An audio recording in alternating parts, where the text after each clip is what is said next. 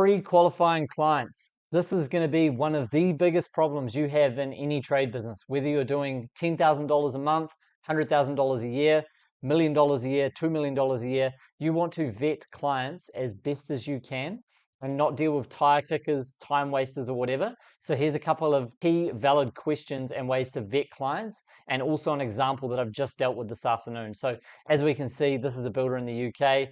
Note, I've already done 2 to 3 jobs for this guy. So Rapid QS, we've done the pricing for him. He knows who we are, how we operate, what we do. So he's a very warm customer for me. Essentially, he shouldn't even be asking for a quote. It should be, hey, Dave, I need you to price this one up as per your pricing structure. That's something that we'll do in another video on how transparent we want you to be with your clients and customers.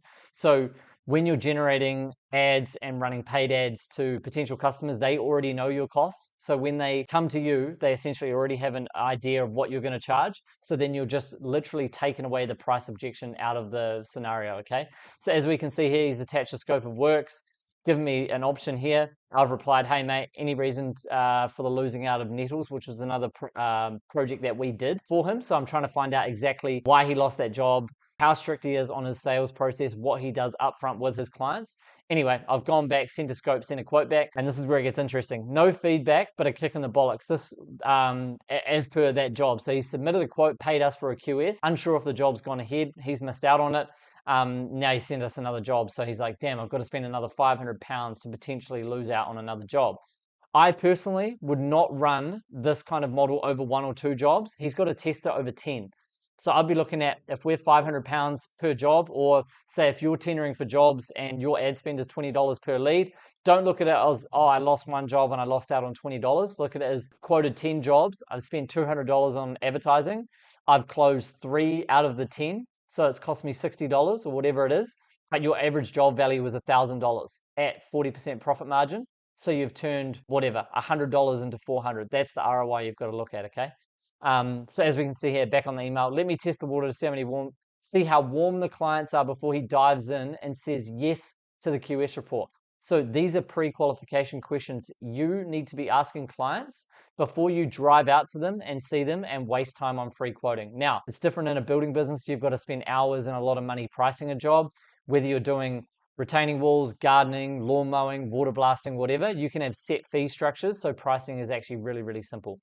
So if we move over here, I've just popped in here and said an easy way to pre-qualify clients on the phone is when they call you and engage your services, find out some key questions and points on what they're actually after. Do you have a rough budget in mind for this project? That is the best thing to do all the time. And one of the marketing methods that I ran very early days was I told people my pricing up front. Most of my trade service businesses that I've done, I've always had pricing on my website. Whether it was building, I put a square meter rate for decks. Whether it was QSing, I had a ballpark fee.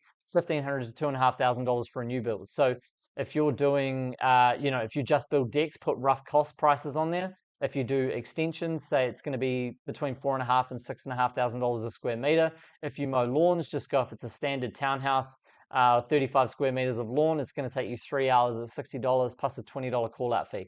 Put that on your website and that's how you advertise. If you do water blasting, do standard driveway is $250 plus a vehicle charge of $40. If you do painting, $55 a square plus a vehicle charge of this. That's what you want to be doing. So if a client can't give you a budget on the phone straight away, that's a big red flag. And straight away off the back of that question, I would be saying, cool, well, in my past experience, we've done a job similar. This project would cost anywhere between $8,000 and $15,000. And then pause and wait for their reaction. Oh, cool. No, that's actually right within our budget of what we were expecting. Or, oh no, that's way too expensive. We were only wanting to spend $4,000. Okay, cool. Well, is there anything we can do to change the scope? Do you want to luxury strip this job? Do you want to take some items out of it? Is it important to you? Do you really want this project to go ahead? Time frame as well is another good question as well to ask as a vetting process. When are you hoping to start the build and is that flexible? Or when were you hoping to start this job? Is it something that needs to be done by this week, Wednesday? Or can you wait 2 to 3 weeks out?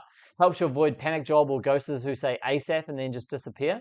It also just helps filter out people who just literally want to get quotes and price compare. If they can't give you a timeline, they're probably not that urgent to get the job done. Then you could just give them a cost. Hey, reach out if you need us. This is how we can help. This is roughly our price, okay? You can also ask them how far down the process of planning or looking into this job are you? For builders example, have you done plans? Have you got approvals? Have you contacted an architect? If it's a more simpler job, it's literally just like, who has done the services for you in the past? Have you used this contractor in the past? Why are you not using them again? That's also a good way, because they could be a bad client as well. Another really good question, the decision maker. Who's the decision maker? If the wife calls you, you can just say, hey, listen, are you the one booking this in? Are you doing this on behalf of your husband? You want to find out who's got the credit card, who's going to be the one paying the bill, and who's the decision maker. Get past the gatekeepers. Depends what industry or service you're in, but if it's a bigger business, you might just be talking to like a receptionist or a project manager or an operations manager. If they have the ability to sign any of these jobs off, then good. But if not, you want to get straight to the decision maker straight away, as soon as you can, okay? Another example here, past experience. Why are you not using this person currently? If someone says, "Oh, we've been in business for 20 years. Where are your where are your current contractors? Why have you not been using them before?" So those are some real good pre-qualifying questions to be asking. Also, what's important to you? What do you value? Do you value quality, speed, or time? Make them answer 2 out of the 3, and just say what's the most important out of the 3, and they can only answer 2, and then you'll value whether you're good for them or not. Hopefully that gives you a little bit of clarity just around vetting questions, but the easiest way to do it is get an email inquiry, get as much information as you can, give a ballpark fee over email and phone or text as fast as you can, and that will help weed out the tire kickers. And then we're just playing the volume game. And until you're booked out for 3 to 6 months in whatever service, you just want to be playing the volume game, ripping through as many customers as you can. And when we get you booked out 3 to 6 months, that's another video, then we start putting your prices up. Let me know if you found that video helpful or insightful. Ciao.